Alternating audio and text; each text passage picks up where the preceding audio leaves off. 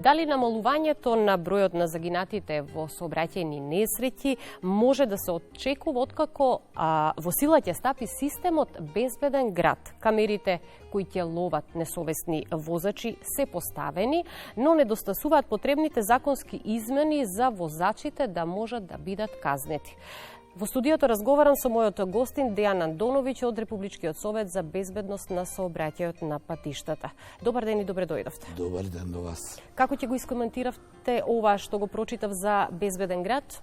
Првим да кажам дека институцијата која представувам не е надлежна да ги коментира експертски ова твое прашање, но според мене најбезбеден град е секој безбеден учесник во сообраќајот, првин тој да биде безбеден пред се со своето однесување. Сите ние сме учесници во сообраќајот и сите ние треба да имаме сообраќајна култура, да не се подигне јавната свест, а под јавната свест е јасно што значи. Значи да ги почитуваме правилата, пропишаната сообраќајна сигнализација, да не возиме брзо, да не возиме под дејство на алкохол, сите оние работи кои може да предизвикаат и да бидеме совесни, бидејќи несовесноста и овие работи ако не се почитуваат, имаме трагичен биланс на сообраќајни инциденти.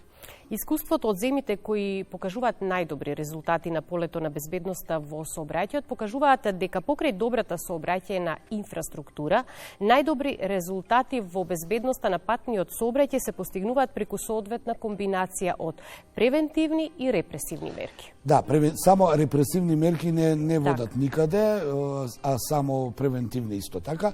Не можете да имате превентивна мерка за возење под дејство на алкохол, не можете да бидете превентивни кон брзо возење, кон непочитување на сообраќајна сигнализација или во превод да поминувате на црвено, да не пропуштате пешаци и сето она. Затоа велам, сообраќајната култура, сообраќајната етика и јавната свест. Зошто велам јавната свест? Бидејќи ние сите сме учесници во сообраќај, првин сме пешаци, па потоа сме возачи, мотоциклисти, велосипедисти и мораме да се однесуваме во склад со оно што е пропишано, да бидеме ние пред се да внимаваме, да бидеме внимателни, за да очекуваме некој друг да внимава. Нула жртви во сообраќајот ќе имаме тогаш кога сите ние ќе ги почитуваме тие правила и прописи и таа пропишана сообраќајна сигнализација која некој ја направил. Што се однесува до инфраструктурата, таа за жал не може да се шири со таа брзина како што се шири бројот на возила, бројот на превозни средства, бројот на учесници во сообраќајот, но затоа треба да бидеме посовесни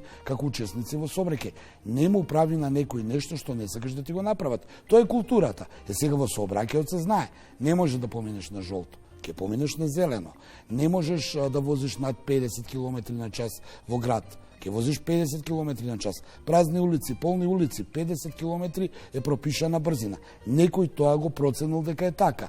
И се што е и 51 да возиш, веќе го кршиш сообраќајот, не си сообраќајно културен и евентуални непочитување може да предизвика несакани последици. Културата и навиките во сообраќајот се учат од мали нозе. Што се однесува пак до возрастните, важно е да се каже дека процесот на промена на навиките, но и културата во сообраќајот е многу бавен и многу тежок. Тоа ни го покажува реалноста. Тежок процес и затоа се потребни и континуирани и силни кампањи, а ефектите од кампањите може да се почувствуваат единствено на подолг рок. Од друга страна пак репресивните мерки даваат побрзи резултати, подобри резултати и ефектите од нив може да се почувствуваат и на пократок рок. Под тука и би ве прашала колкав е ефектот од кампањите кои што ги спроведува РСБСП? РСБСП цела година спроведува кампањи и тие кампањи имаат резултат бидејќи почна да се бележи намалување на сообраќајни, да жртви во сообраќајни несреќи и воопшто почна да се намалува бројката на настрадани воопшто велам и на повредени и на загинати. Но, тоа ништо не значи. Намалувањето на бројот на жртвите ништо не значи. Повторно ќе кажам, нула жртви во сообраќајот е таа главна цел која треба да ја постигнеме сите ние.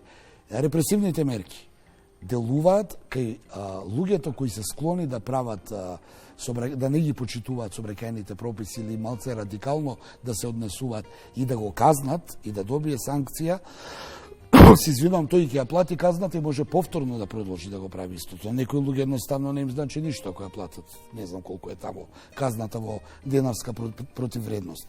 Репресивна и превентивна мерка. Многу е важно да разберат учесниците во собраќајот кои се опасностите од нивното неодговорно однесување и се разбира не само опасностите, кои се и последиците од нивното неодговорно однесување. Ние во кампањите апелираме и до возачите, но апелираме и до пешаците, да им кажеме и на пешаците дека и тие мора да ги почитуваат правилата и прописите. Сите ние имаме правила и прописи во сообраќај. Апелираме и до родителите, кои кога ги правиме ние матурски кампањата за матура, апелираме до родителите, не им давајте на вашите деца да идат со автомобил на матурска вечер, доволно е да се напи, тие се неискусни возачи. Пример давам, затоа велам, до сите апелираме да ги подсетиме. Јас знам дека, да, јас знам не треба, но колкава е бројката тие што знаат дека не треба да возат брзо, колкава е бројката на тие што знаат дека не треба конзумираш алкохол, а исконзумирал алкохол и да не навлегувам понатаму. Затоа велам, имаме и за мобилни телефони, колкава е бројката на оние кои знаат дека не треба да користат мобилен телефон додека возат, па возат и пишуваат пораки или зборуваат. Затоа велам, ние ги подсетуваме. Мораме да подсетуваме, кампањите имаат за цел да ги подсетиме, имаат и едукативен карактер, ние идеме на терен во зависност од кампањите, даваме флаери, подсетуваме, прикажуваме со материјали што све може да се случи доколку сте неодговорни. И повторно ќе кажам, институцијата која јас ја представувам, Републичкиот сојуз за безбедност во сообраќајот на патиштата, не се занимава со последиците, туку со превентивно да не дојде до причините на тие трагични настани. Превентивата после сообраќајната култура е најважна. Ако ја имате вие сообраќајната култура, имате свест подигната, многу малку ќе имаат работа оние кои име задача да ве превенираат, а последиците не се лекуваат никогаш и тоа го знаеме. Така. Процесот на засилени сообраќајни контроли треба да биде континуиран и силен, но најважно е дека граѓаните треба да знаат превентивните мерки се насочени кон сите учесници во сообраќајот, а со репресивните мерки треба да бидат санкционирани оние учесници во сообраќајот кои покрај сите апели и укажувања се уште се однесуваат недисциплинирано и неодговорно во сообраќајот. Си има законски санкции за тие, затоа велам, имате превентивни и репресивни мерки, превентивните мерки се за некакви евентуални сообраќајни ситни прекршоци, но не можете превентивно да делувате на возач кој вози под дејство на алкохол или кој вози 200 км на час во град или надвор од град или кој поминува на црвено или не знам сега. Сакам да кажам, превентивните мерки може да ве опоменат дека грешите за ситни работи. Но некои работи не може превентивно, мора репресивно. Но повторно ќе кажам, зошто дојдеме до тие мерки? Зошто некој да ве казнува? Зошто се доведете у ситуација некој да ве казнува и при тоа да е во право, нели? Зошто да не се подигне свеста, подигне културата наша лична, етиката во сообраќајот? Ако сте возач, знаете, 50 км на час, повторно ќе кажам. Ако сте на прослава, не возете. Идете на прослава, одите со такси. Зошто мора таа вечер да сте со возило? Да не зборувам за оние други законски мерки сега од возење на помлади, понеискусни возачи, до родителите кои даваат возила. Значи, и за родителите ова апел. Јас секогаш апелирам и до родителите. Кога ги возите вашите деца, децата од малино се учат за сообраќајот. Освен овие работи што ги учат, едукацијата во училиште, ние правиме едукација на децата. Какви сте вие додека ги возите децата, такви ќе бидат децата утре. Ако сте нервозен возач и не почитувате ништо детето, тоа ќе го види, ќе мисли дека така треба. Ако сте внимателни, тоа ќе биде внимателно. Затоа велам, сите ние имаме одговорност, сите ние сме пример и затоа велам, бидете внимателни, за да биде друг внимателен, да има безбедност во сообраќајот. И пак ќе потсетам, 0 жртви во сообраќајот е единствен успех на сите овие кампањи, доколку тоа успееме да го постигнеме. И ајде да видиме каква е состојбата на терен. Нашата екипа денеска беше на една од најфреквентните сообраќајници во центарот на главниот град, па да погледнеме што се случува на улиците во Скопје.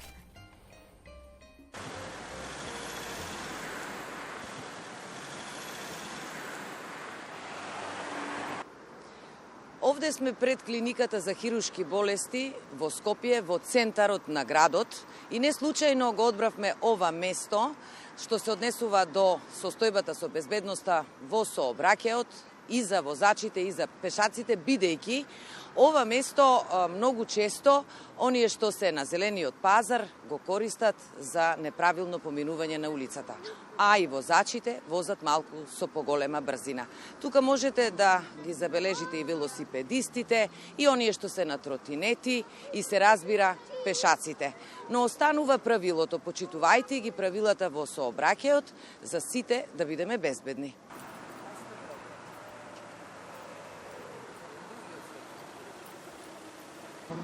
Тука е пешачкиот премин. Да, нормално еве јас одам да си барам пешачки. И брзо се вози, возат брзо и треба да се внимава. Така. Да сум видела и во Карпуш сум видела, има некои што и тука поминуваат од таа навак. Тоа е недозволено, ама што да им правиш? Луѓето не размислуваат, мислам. Треба малку да се размисли дека улицата не е тука за поминување, треба на пешачки. Ама видите и на пешачки се дешава. Тоа исто важи и за возачите, бидејќи и брзо се вози на овој дел.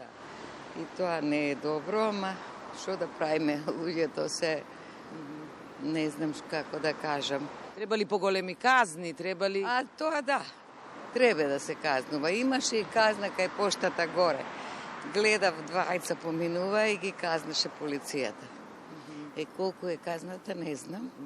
Еве, веќе можеме да видиме, си поминува. Ете, да. Еве и млади, До има и стари, има и млади, да. Многу е лошо тоа како уствари функционираме. Така што се е до главата.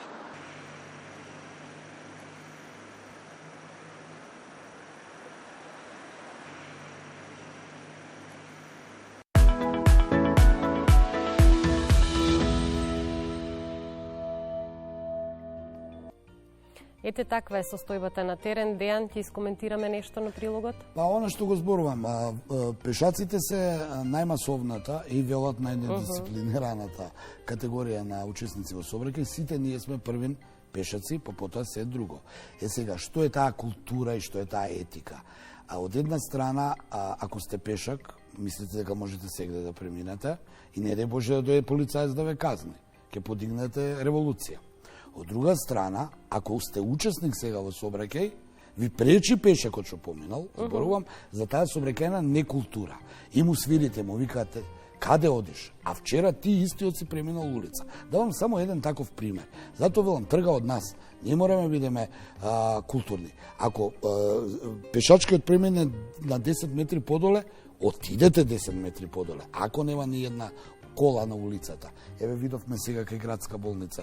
Тоа таму секојдневно може да се види на многу точки од ова. Па и кога сте на пешачки, застанете, почекајте да ви застане автомобилот, па тогаш преминувајте улица. Или за улица. велосипедистите. Преминуваат со велосипед, еднаш возат како автомобил, еднаш се пешаци. Преминуваат пешачки премин. Колку пати еве ти си била сведок на пешачки премин да преминува со велосипед или со тротинет. Има една црвена лента. Така, да. Кај што има црвена лента, таму може да помине. А не кај што нема. Сега тие поминуваат. Сега има и пешаци што одат по црвената лента. Така, па му да. пречат на велосипедот и кога преминуваат улица, буквално може да се повредат луѓето на пешачки премин. Значи нема тука каква санкција, кој треба да ве казни, кој треба да ве укори. Самите треба да знаете дека треба да идете по пешачкиот премин, велосипедите сами треба да знаат дека треба да одат по црвената линија, а ако нема да се да се тргнат од велосипедот и да го буткаат велосипедот, а не да иде цик-цак меѓу луѓето. Велосипед се вози тамо кај што имате услови да возите. Затоа велам, мора да бидеме културни. На крајот на краиштата, ако нешто не е регулирано, бидете внимателни. Ета се случило, да, овде не може, овде може. Има црвено и зелено, има пешачки премин, се знае колку треба да вози возачот, се знае кој може да вози и у каква состојба. Сега, секој од нас, ако има висока свест, му се подигне свеста, ќе знае дека не треба да влезе у возило и испил алкохол. Или, со велосипед нема да го вози, да оди цик-цак по градски трговски центар внатре, каде што е за пешаци. Не можеш ти да возиш велосипед или мотор низ градски трговски центар. Пример давам. Ова се сите работи кои што сите ги знаеме, да. И тогаш ќе кажеме дали кој има предност. Нема предност. Кого треба да казнеме? Значи, треба самите ние да бидеме, да ја подигнеме сообраќајната култура. И се разбира да ги почитуваме правилата и прописите. Превентива има кој да прави, полицијата секако тоа е работа, има право да ве запре, да провери, превентивно да делува. Ако ве запре полиција, не значи дека ќе ве казни, ако не сте направиле ништо. Покрај сите апели и сите кампањи, билтерот на Министерството за внатрешни работи се полни со црни статистики, ако одиме со бројки и претходно најави, 24 пешаци загинале само минатата година. Во 2024 година во сообраќајни несреќи жртви биле 853 пешаци, а 214 завршиле со тешки телесни повреди. И статистичките податоци покажуваат дека состојбата на безбедноста на сообраќајот на патиштата во Македонија бележи тренд на подобрување, но исто така потврдуваат дека безбедноста на патниот сообраќај не е на потребното и на посакуваното ниво. Што ни недостасува? Јас морам да се убацам сега во ова што го велиш ти. Обединетите нации имаат статистика на светско ниво дека за една година најголем број на човечки жртви во една година во светот вкупно се губи во сообраќај. Так. Ниту во војни кои се актуелни, ниту во елементарни непогоди, ниту пандемии која беше, исто така се случуваше пред 3-4 години. Значи во ништо најголем број на губење човечки жртви во сообраќај на ниво на свет. Значи тоа за жал е вистината и тоа е реалноста. Сега сите ние треба да придонесеме да се намали тој број со своето одговорно однесување.